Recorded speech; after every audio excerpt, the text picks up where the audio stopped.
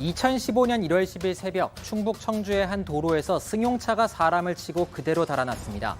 좋아하는 케이크 대신 크림빵을 샀는데 미안하다. 차에 치여 숨진 남성은 임신 7개월의 아내를 둔 예비 아빠였습니다.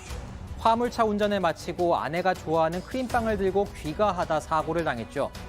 안타까운 사연이 공개됐지만 용의자는 좀처럼 잡히지 않았습니다. 분노한 누리꾼들은 빨리 범인을 잡아달라고 하더니 결국 CCTV를 토대로 직접 용의자를 찾아 나섭니다. 수사망이 차츰 좁혀지면서 범인이 자수합니다. 범행 19일 만이었습니다. 자수 안 하시다가 오늘 자수를 결심하게 된 특별한 이유라도 있으신가요? 개 죽고 못 삽니다. 그러면 좀 더 일찍 하셨어야죠. 그럴 만한 사정이 있었습니다. 그럴 만한 사정이 뭔가요? 말씀 좀 해주시죠. 국민들 궁금해요. 다음에 말씀드리겠습니다. 뺑소니 운전자인 30대 남성은 차량 부품을 사서 차를 직접 고치면서 죄를 숨기려 했습니다. 심지어 운전대를 잡기 전에 술을 마셨다는 진술도 나왔습니다. 그런데 법원은 그에게 뺑소니는 유죄, 음주운전은 무죄로 결론을 냈습니다. 어떻게 된 일일까요? 오늘 사건의 파일에서는 크림빵 아빠 뺑소니 사건의 그날로 돌아가 보겠습니다.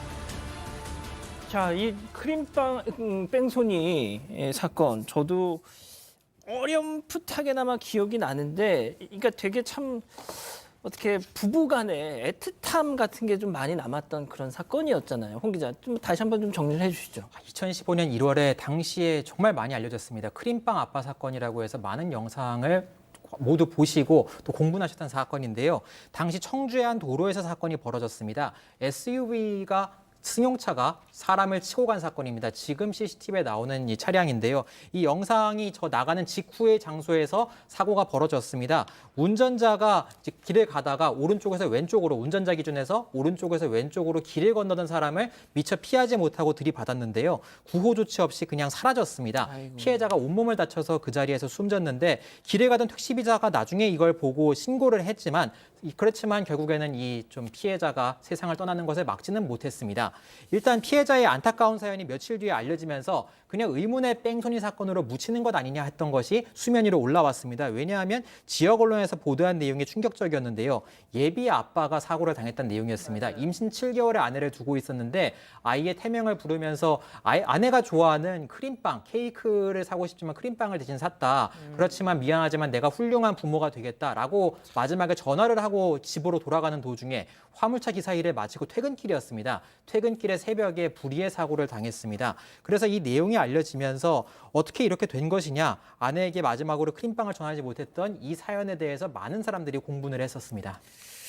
자, 이게 참, 근데 말이죠. 이 이후에 경찰이 뺑소니범을 특정하지 못했어요. 그래서 막 뭔가 약간 이게 미궁 속으로 빠지고 막 이러면서 이런저런 얘기 나왔는데, 결국 누리꾼들이 이 해결의 단초를 딱 잡았던 거 아닙니까? 네, 저도 이 사건 이제 기억이 나는데 그 당시에 이제 누리꾼들이 와 해가지고 이 사람 잡아보자라고 하면서 막 현장도 가고 막 하면서 도움을 주면서 이제 실마리가 풀리기 시작했는데 경찰도 처음에는 한 차량을 특정을 했었습니다. 흰색깔 이제 외제 세단 그 BMW를 용의 차량으로 특정을 하고 나서 이거에 대해서 추적을 쭉 했습니다. 그래서 CCTV 영상은 확보했는데 이거를 국가수에 분석을 의뢰했더니 이 차량 번호판은 이 판독이 되지 않았어요. 그래서 이게 자동차 커뮤니티를 중심으로 이 영상이 퍼져나가고 이 소식이 알려져서 공개된 지 사흘 만에 2만 회가 넘게 조회될 정도로 이 사건이 상당히 주목받았습니다. 그런데 이게 심야 시간에 발생했고 CCTV 화질도 선명하지 않아서 이 도주 차량을 분별하기 어려웠는데요. 예, 지금 저 모습이 나가기도 합니다. 이 누리꾼들이 직접 우리가 한번 잡아보자라고 해서 나섰던 거죠. 직접 현장도 찾아갔고 번호판도 판독해서 인터넷에 올리고 막 이렇게 하면서 범인 한번 찾자 이렇게 했는데 결국 처음에 경찰이 초기에 용의 차량을 지목했던 BMW 5 시리즈 번호판은 뭐 17이나 19로 시작한다 이런 추정까지 내놨었습니다. 자, 변호사님, 지금 뭐 누리꾼들의 활약 같은 걸 좀 소개를 해드렸는데, 사건 2주가 넘게 용의자를 특정하지 못하고 검거도 못하고 있었는데 한 댓글에서 뭔가가 탁 확인이 됐다면서요. 네, 인터넷에 올라온 기사, 신문 기사의 그 댓글에 한 공무원이 댓글을 달았어요. 이거 알고 봤더니 청주시 차량 등록 사업소에서 일하던 공무원이었는데, 예. 우리가 가지고 있는 CCTV도 있다, 이 도로변을 촬영하고 있다. 라고 댓글을 쓴 건데 이제 경찰이 이제 뒤늦게 확인을 해본 겁니다. 그랬더니 사고 현장에서 170m밖에 떨어지지 않은 곳이었습니다. 그 사업소가. 그래서 그 사업소의 CCTV 영상을 확보해서 용의 차량을 다시 확인해 봤더니 이제 그 용의 차량이 이제 국내에 소재된 그런 SUV였습니다. 그래서 그동안 이제 좀 의심을 했던 그 차량은 아니었고요. 새로운 차량이 이제 용의선상에 올랐고 또 결국은 범인을 잡게 됐는데 문제도 있습니다. 당시에 이 댓글이 없었다면 어떻게 할 것인가? 그러니까요. 네, 경찰이 17일 동안이나 이 사고 현장에서 그렇게 멀리 있지 않은 정도가 아니라 가까이 있는 거죠. 이 영상을 확보하지 못했다는 점에 대해서 당시 경찰의 초동 조치에 대한 비난이 있었습니다.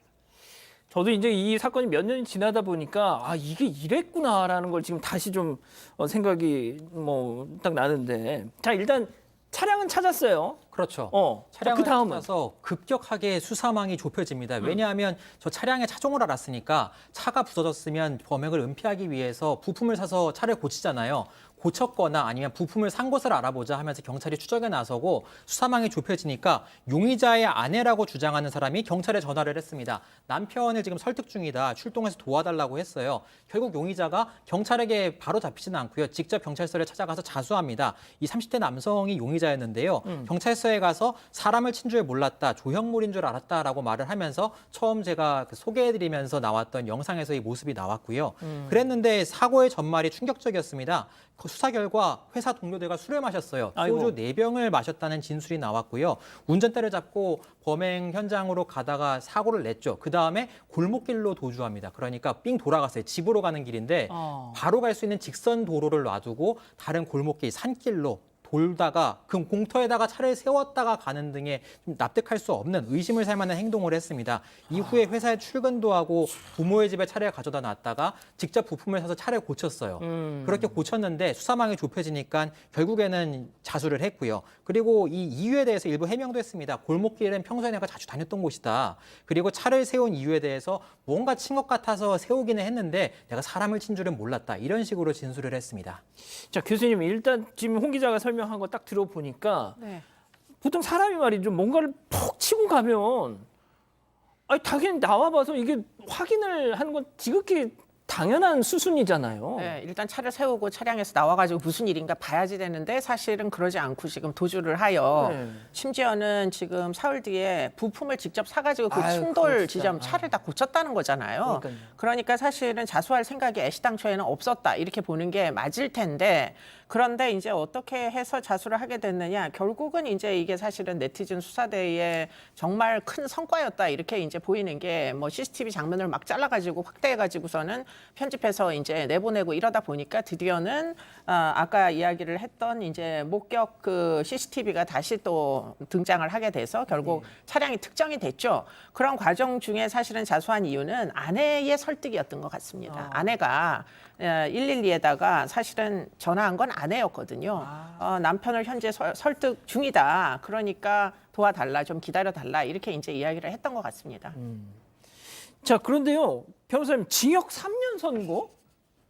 뺑소니 음주까지 있는데 징역 3년 선고요? 네, 일단 유족들과 합의했어요. 그래서 유족들이 처벌을 원치 않는다는 그런 서면을 제출했습니다. 그리고 또 하나 중요한 거는 지금 2가지 범죄로 기소된 거거든요. 이제 특가 도주, 그러니까 뺑소니죠. 그리고 또 음주운전입니다. 뺑소니는 인정이 됐습니다. 하지만 음주운전 부분은 아예 무죄가 나왔습니다. 왜요? 예, 그렇기 때문에 징역 3년형이 확정된 건데 이 음주운전이라는 게 술을 마셨다고 해서 다 유죄가 되는 건 아니고요. 운전할 때 그러니까 술을 마시고 운전을 해야만 유죄 판결이 나오는 거죠. 그러겠죠. 즉 운전 당시 그리고 또 사고 당시에 어느 정도로 술에 취해 있었냐. 그게 우리 법에서 행위시법이 정하고 있는 그 기준을 넘었냐. 이 부분을 증명을 해야 되는 것인데 이 사건에서는 일단 도망갔잖아요. 그래서 사고 직후에 측정을 못했습니다.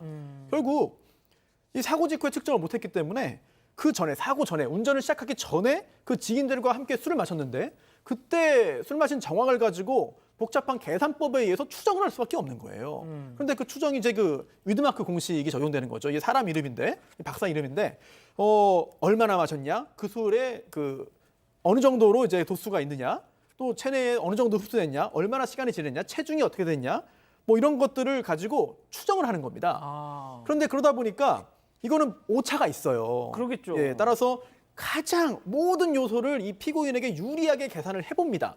그런데 재판부가 그렇게 해봤더니 0.035가 나온 거예요. 가장 유리하게 해봤더니 이거는 당시 기준으로는 처벌 대상에 미치지 않거든요. 처벌 기준에. 아이고. 그렇기 때문에 음주운전은 무죄 판결이 확정됐습니다. 이야, 그렇군요. 교수님 좀 짧게 말이죠. 결국은 그러니까 이 뺑소니가 일어난 직후에 이 사람을 딱 잡았더라면 모든 게 다 해결됐을 문제 아닙니까? 그렇죠. 네, 음주 측정했으면 그냥 뭐 순식간에 해결될 문제인데 뭐 잡지를 못하는 바람에 그리고는 은둔해 있다가 결국 뒤늦게 나타나는 바람에 그렇게 된 것 같은데 이런 판결을 볼 때마다 제가 드는 생각이 그러면 이거는 무슨 음주운전을 했을 시 형사 책임을 면할 노하우를 제공하는 판결인가? 결국은 도주하라는 얘기밖에 사실 안 되는 거잖아요. 그렇게 볼 수도 있겠네요. 진짜. 그러니까 이게 좀 이렇게까지 해서 무죄로, 그러니까 유죄가 아니다라는 건데 유죄가 아닌 것으로다가 밖에는 판결을 낼 수 없었는지 좀 상당 부분 좀 안타깝습니다. 예, 알겠습니다. 뭐 오늘 얘기 이 정도로 정리하고요.